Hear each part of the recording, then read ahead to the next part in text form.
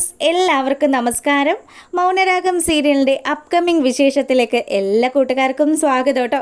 അങ്ങനെ ആശുപത്രി കിടക്കയിൽ കിടക്കുന്ന നമ്മുടെ പ്രകാശനെ ഇനി പറയാൻ ഒന്നും ബാക്കിയില്ല. രാജപ്പം വന്ന് അത്യാവശ്യം നല്ല രീതിയിൽ ഫയർ ചെയ്ത് എൻ്റെ പൈസ കിട്ടിയില്ലെങ്കിലുണ്ടല്ലോ നിന്നെയും നിൻ്റെ മോനെയൊക്കെ ഞാൻ ശരിപ്പെടുത്തി കളയുമെന്ന് ഭീഷണിപ്പെടുത്തിയിട്ട് അവിടുന്ന് പോവുക. രാജപ്പം പോയി കഴിഞ്ഞ സമയത്ത് നമ്മുടെ പ്രകാശൻ കിടന്ന് ചിന്തയാണ്. ഈ കാർത്തികയും അവളുടെ അമ്മ ലക്ഷ്മിയും ഒക്കെ നാട്ടിലേക്ക് വന്നതുകൊണ്ടാണ് ഞാൻ ഇങ്ങനെ വലിയൊരു കടക്കണി പെട്ടുപോയത്. ഇല്ലായിരുന്നെങ്കിൽ മനസ്സമാധാനമായിട്ട് ആ ബാലൻ്റെ കടയിൽ എന്തെങ്കിലും ഒരു പണിയെടുത്ത് ജീവിക്കായിരുന്നു. ഇനിയിപ്പോൾ പറഞ്ഞിട്ട് കാര്യമില്ലല്ലോ. എന്തിനാ വെറുതെ ആവശ്യമില്ലാണ്ട് എല്ലാവരും വെറുപ്പിക്കുകയും ചെയ്തു. എല്ലാം തൻ്റെ കയ്യിലിരിപ്പിൻ്റെ ഗുണമാണെന്നൊക്കെ ആശാൻ ഇങ്ങനെ ആലോചിച്ചുകൊണ്ടിരിക്കുക. ആ സമയമാണ് നമ്മുടെ വിക്രം അങ്ങോട്ട് വരുന്നത്. എടാ മോനെ, വല്ല രക്ഷയുണ്ടോ? ദേ ഇങ്ങനെയാണ് പോകുന്നതെങ്കിൽ രാജപ്പൻ നമ്മളെ രണ്ടുപേരെയും പഞ്ഞിക്കിടും. ഇപ്പം തന്നെ അവൻ ആശുപത്രി വന്ന് എന്ത് ബഹളം വെച്ചു എന്ന് നിനക്കറിയാവോ?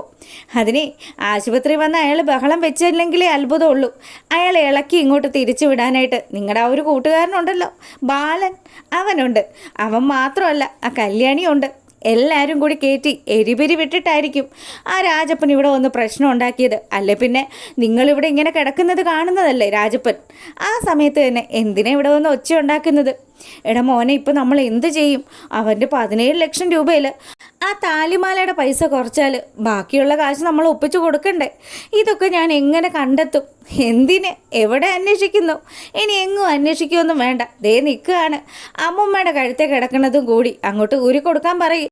സ്വർണ്ണം ഊരിക്കൊടുക്കുന്ന കാര്യം പറഞ്ഞതും നമ്മുടെ മൂങ്ങ മുത്തശ്ശി വിക്രത്തെ രൂക്ഷമായിട്ടൊന്ന് നോക്കുക.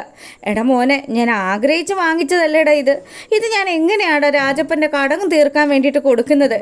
അതെ അമ്മുമ്മ എന്തുദ്ദേശത്തിലാണ് നിൽക്കുന്നത്? നമുക്ക് ജീവിക്കണോ അതോ ഇങ്ങനെ രാജപ്പനെയും അതുപോലെയുള്ള ആൾക്കാരെയൊക്കെ ഭയന്ന് ജീവിച്ചാൽ മതിയോ?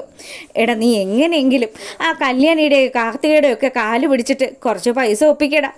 എൻ്റെ അമ്മുമ്മേ, നിങ്ങൾ എന്തറിഞ്ഞിട്ടാണ് ഈ പറയുന്നത്? ദേ അവളുടെയൊക്കെ കാല് പിടിക്കാൻ പോകുന്നതും ഇവിടെ എല്ലാവരും കൂടി ചേർന്ന് വിഷം കഴിച്ച് മരിക്കുന്നതും ഒക്കെ ഒന്ന് തന്നെയാണ്.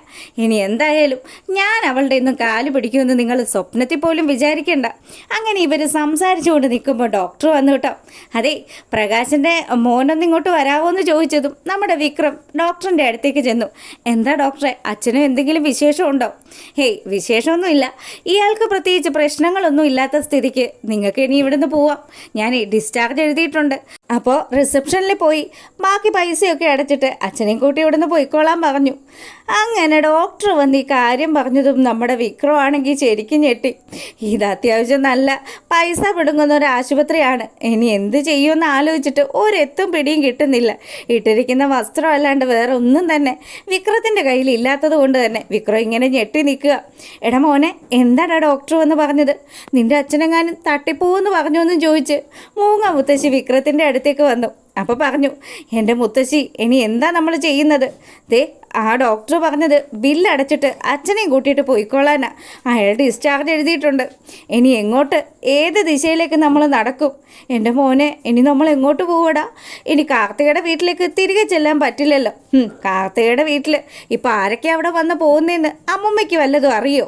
ആ കല്യാണിയും അതുപോലെ കാദംബരിയും ഒക്കെ അവിടെ കയറി ഇറങ്ങുക. ആ കാദംബരി ഈ വയറും വെച്ച് ഇതെന്തിനാ ഇങ്ങനെ നടക്കുന്നത്? അതവൾ വന്നപ്പോൾ അവളോട് ചോദിക്കണമായിരുന്നു. ഞാൻ അവളോട് പറഞ്ഞു, മോനെ, അവൾക്ക് പെൺകുഞ്ഞ് തന്നെയായിരിക്കും. ഇനിയിപ്പോൾ അവളുടെ പെൺകുഞ്ഞാണോ എന്നൊന്നും പറഞ്ഞിട്ട് ഒരു കാര്യമില്ല. ഇനി എങ്ങോട്ട് പോവും? നമുക്ക് പോകാനൊരിടവും ഇല്ലല്ലോ. ഞാൻ പിന്നെ ഏതെങ്കിലും ഒരു കടത്തിനെ പോയി കിടക്കാമെന്ന് വിചാരിക്കാം. പക്ഷെ പ്രായമായ അച്ഛനും അമ്മുമ്മയും എന്ത് ചെയ്യും? എടാ മോനെ, എന്തേലും ഒരു മാർഗം കണ്ടെത്തടാന്ന് പറഞ്ഞ് മൂങ്ങ മുത്തശ്ശി നമ്മുടെ വിക്രത്തിൻ്റെ അടുത്ത് ഇങ്ങനെ കെഞ്ചിക്കൊണ്ട് നിൽക്കുമ്പം ഒരു കാര്യം ചെയ്, ആ കഴുത്തെ കിടക്കുന്നതും ആ കയ്യിലിട്ടിരിക്കുന്ന വളയൊക്കെ ഇങ്ങ് ഊരുത്താ. ഞാൻ എവിടെയെങ്കിലും ഒരു വാടക വീട് കിട്ടുമെന്ന് നോക്കട്ടെ എന്ന് പറഞ്ഞു. സ്വർണം പോകുന്ന കേസ് കേട്ടതും മുത്തശ്ശിക്ക് വെപ്രാളമായി. എന്നാലും മോനെ, ഇതൊക്കെ ഊരി തരണമെന്ന് ചോദിച്ച് ആ ചേട്ടി ടെൻഷൻ അടിച്ച് നിൽക്കുക. ഈ സമയം നമ്മുടെ രാഹുൽ തൻ്റെ മകളെക്കുറിച്ച് ഇങ്ങനെ ഗാഢമായിട്ട് ചിന്തിച്ചുകൊണ്ടിരിക്കുക. മകൾ എത്രമാത്രം സ്നേഹത്തിലായിരുന്നു തന്നോട് നിന്നിരുന്നത്. പണ്ടൊക്കെ തൻ്റെ സരയുമോൾക്ക് എന്തൊരു സ്നേഹമായിരുന്നു. ഞാൻ എന്ത് പറഞ്ഞാലും അവൾ അനുസരിക്കും. അങ്ങനെയുള്ള തൻ്റെ മോളാണിപ്പോൾ തന്നെ തള്ളി പറയുന്നത്. ആ മനോഹർ എന്ന് പറയുന്ന വൃത്തികെട്ടവൻ്റെ കൂടെ കൂടിയിട്ട് എൻ്റെ മോള് വഴിതെറ്റിപ്പോയല്ലോ എന്നൊക്കെ ആലോചിച്ച് ആശാൻ സങ്കടപ്പെട്ടിരിക്കുക. ശാരിയാണെങ്കിലോ എന്താ ഒരു ആലോചന? നിങ്ങൾക്ക് ഈ ഇടയായിട്ട് ഭയങ്കര ചിന്തിക്കലാണല്ലോ. അതാരെക്കുറിച്ചാണോ നിങ്ങൾ ചിന്തിക്കുന്നത്? ദേ ശാരി, എന്നെ ചുമ്മാ ദേഷ്യം പിടിപ്പിക്കല്ലേ എന്ന് പറഞ്ഞ് ബകാസുരൻ ചാടി എഴുന്നേറ്റു. ഓ, തനിക്കപ്പോൾ ദേഷ്യപ്പെടാനൊക്കെ അറിയാമല്ലേ? എടോ, താൻ എന്നോട് കാണിക്കുന്ന ഈ ഒരു ദേഷ്യത്തിൻ്റെ 4/1 താൻ ആ മനോഹറിൻ്റെ അടുത്ത് കാണിക്കടോ. അങ്ങനെ കാണിച്ചാൽ ഞാൻ കഴിഞ്ഞ ദിവസം പറഞ്ഞല്ലോ, എടോ തനിക്ക് ഭ്രാന്തുള്ളത് കൊണ്ട്, അല്ല ഭ്രാന്തിൻ്റെ സർട്ടിഫിക്കറ്റ് ഉള്ളത് കൊണ്ട് താൻ ആരെങ്കിലുമൊക്കെ എന്തെങ്കിലുമൊക്കെ ചെയ്താൽ ആരും ഒന്നും ചോദിക്കില്ല. അതുകൊണ്ട് തനിക്ക് ധൈര്യമായിട്ട് ആരെ വേണേലും തട്ടാം. എതേ ശാരി, നീ എൻ്റെ മനസ്സമാധാനം കളയാൻ വേണ്ടിയിട്ടാണോ ഇങ്ങോട്ട് വന്നതെന്ന് ബഗൻ ചോദിക്കുക. അങ്ങനെ ഇവർ സംസാരിച്ചുകൊണ്ട് നിൽക്കുമ്പം എന്താണ് രണ്ടുപേരും കൂടി ഭയങ്കര ഡിസ്കഷനാണല്ലോ. ദേ, ഞങ്ങൾ പലതും പറയും, അതൊക്കെ നിന്നോട് പറയണമെന്നുണ്ടോ? നിന്നെയും കാത്ത് നിൻ്റെ പ്രിയതമത ആ റൂമിൽ ഇരിപ്പുണ്ടെന്ന് പറഞ്ഞ് മനോഹറിനോട് ദേഷ്യപ്പെട്ട് ശാരിയും രാഹുലും റൂമിലേക്ക് പോവുക. അപ്പം നമ്മുടെ മനു ആണെങ്കിൽ എന്തോ ഗൂഢാലോചനയാണ് നടത്തുന്നത്. മിക്കവാറും എനിക്കെതിരെയുള്ള പണിയാകാനാ സാധ്യതയെന്നൊക്കെ ആലോചിച്ച് പുള്ളിക്കാരൻ റൂമിലേക്ക് ചെല്ലുമ്പം സരയു കട്ട കലിപ്പിൽ. അപ്പുറത്ത് കല്യാണിയുടെ വീട്ടിലേക്ക് താര വന്നതും കല്യാണിയും കാർത്തികയും ലക്ഷ്മിയമ്മയും താരയൊക്കെ കൂടി നല്ല ഹാപ്പി ആയിട്ട് ഇരിക്കുന്നതും ഒക്കെ കണ്ട് ചങ്ക് പെടഞ്ഞു നിൽക്കുക നമ്മുടെ സരയുനെ കണ്ടതും എന്താ മോളെ, എന്തോ ഒരു വശപ്പശ കൊണ്ടല്ലോ. മനുവേട്ട അത് കണ്ടോ? അവളുമാരെല്ലാവരും കൂടി വന്ന് അവിടെ വല്ല ഹാപ്പി ആയിട്ട് ആഘോഷിക്കുക. ആ പ്രകാശനെ തകർത്തതിൻ്റെ സന്തോഷം അവിടെ അങ്ങ് ആഘോഷിക്കുന്നത്. പ്രകാശനൊക്കെ ഇതൊക്കെ കിട്ടിയാൽ പോരല്ലോ മോളെ. പ്രകാശൻ ഈ പറഞ്ഞതുപോലെ എത്ര പേരുടെ ജീവിതം തകർത്തത്. പ്രകാശൻ്റെ കാര്യം പോട്ടെ, ഇവിടെ ഒരാളുണ്ടല്ലോ, എൻ്റെ അച്ഛനെന്ന് പറയുന്നവൻ. അയാളെക്കുറിച്ച് അന്വേഷിക്കാൻ ഞാൻ മനുവേട്ടനോട് പറഞ്ഞതല്ലേ.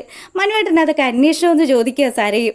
ഇത് കേട്ടതും മനു ആണെങ്കിൽ, മോളെ നീ ഒരു കാര്യം പറഞ്ഞാൽ ഞാനത് ചെയ്യാണ്ടിരിക്കുമോ? ദേ, വ്യക്തമായിട്ട് അന്വേഷിച്ചു മോള് സംശയിക്കുന്നത് കറക്റ്റായ കാര്യം തന്നെയാണ്. അയാളൊരു ഭൂലോക ഫ്രോഡാണ്. അയാൾക്ക് ഇതിനു മുന്നേയും പല സ്ത്രീകളുമായിട്ടൊക്കെ ബന്ധമുണ്ട്. നമ്മൾ വിചാരിക്കുന്നത് പോലെ സേനനെ അത്ര മോശക്കാരനൊന്നും അല്ല. ശരിക്കും പറഞ്ഞാൽ സേനനെയും അതുപോലെ ആ രൂപയും തമ്മിൽ തെറ്റിച്ചത് നിൻ്റെ അച്ഛൻ ഒറ്റ ഒരുത്തനാണ്. അതൊക്കെ ഏകദേശമൊക്കെ എനിക്കറിയാം മനുവേട്ട. ദേ, മനുവേട്ടൻ ആ താരയെക്കുറിച്ചുള്ള കാര്യം പറയും, അതറിയാനാണ് ഞാൻ കാത്തിരിക്കുന്നത്. എടി മോളെ, ദേ താരയ്ക്കും അതുപോലെ രാഹുലിനും കൂടി ഉണ്ടായ ഒരു കുഞ്ഞാണ്. ആ കുഞ്ഞാണ് നീ എന്ന് തന്നെയാണ് എൻ്റെ വിശ്വാസം. അങ്ങനെയാണ് ഞാൻ അന്വേഷിച്ചപ്പോൾ പറഞ്ഞത്. ആ ആശുപത്രിയിലുള്ള ചില സ്റ്റാഫുകളെയൊക്കെ ഞാൻ കണ്ടിരുന്നു മനുവേട്ട. ഞാനും ആ ആശുപത്രിയിൽ അന്വേഷിച്ചു എന്നതാ. അപ്പോൾ അവിടെ ആ ഒരു ഡെലിവറി ടൈമിന് ഉണ്ടായിരുന്ന നേഴ്സ് അവരിപ്പോൾ ഇല്ലെന്നാണ് പറഞ്ഞത്. മനുവേട്ട, ഇനി ഞാൻ പേടിക്കുന്നത് പോലെ ആ താരയെങ്ങാനുമാണ് എൻ്റെ അമ്മ. ഒരിക്കലും എനിക്കത് അംഗീകരിക്കാൻ പറ്റില്ല മനുവേട്ട. ഞാനുണ്ടല്ലോ, ആ താരയാണെങ്കിൽ എനിക്ക് തീർക്കാനുള്ള കലിയുണ്ട്, അത്രയ്ക്ക് കലിയുണ്ട് എനിക്കിത് അംഗീകരിക്കാനേ പറ്റില്ല എന്നൊക്കെ പറഞ്ഞ് സരയു ആണെങ്കിൽ കടുംപിടുത്തം പിടിക്കുക. എന്തായാലും ഈ സമയം നമ്മുടെ താരയും കല്യാണിയും അതുപോലെ ദീപയൊക്കെ നല്ല സന്തോഷത്തിൽ അവരവിടെ സദ്യയൊക്കെ കഴിച്ച് വളരെ ഹാപ്പി ആയിട്ടിരിക്കുന്നതും നമ്മുടെ സരയു തല പുകഞ്ഞ് നടക്കുന്നതൊക്കെയാണ് ആ ഒരു വിശേഷത്തിലുള്ളത്. അപ്പോൾ ഇഷ്ടമായിട്ടുണ്ടെങ്കിൽ ലൈക്ക് ചെയ്യാൻ മറക്കരുത്. എല്ലാവർക്കും നല്ലൊരു രാത്രി ആശംസിച്ചുകൊണ്ട് വീഡിയോ വൈൻഡപ്പ് ചെയ്യാണ്. അപ്പോൾ രാവിലെ ഫുൾ വിശേഷം ഇടുന്നതായിരിക്കും കേട്ടോ. ഒരു 11 മണിയൊക്കെ ആകുമ്പോൾ നമ്മൾ ഫുൾ വിശേഷം ഇടുന്നതായിരിക്കും. അപ്പോൾ കാണാത്ത കൂട്ടുകാരൊക്കെ കയറി കാണണം. സബ്സ്ക്രൈബ് ചെയ്ത് കാണാത്തവരൊക്കെ ഒന്ന് സബ്സ്ക്രൈബ് ചെയ്തുകൂടെ സപ്പോർട്ട് ചെയ്തേക്കണം. അപ്പോൾ ഓക്കെ, ഗുഡ് നൈറ്റ്.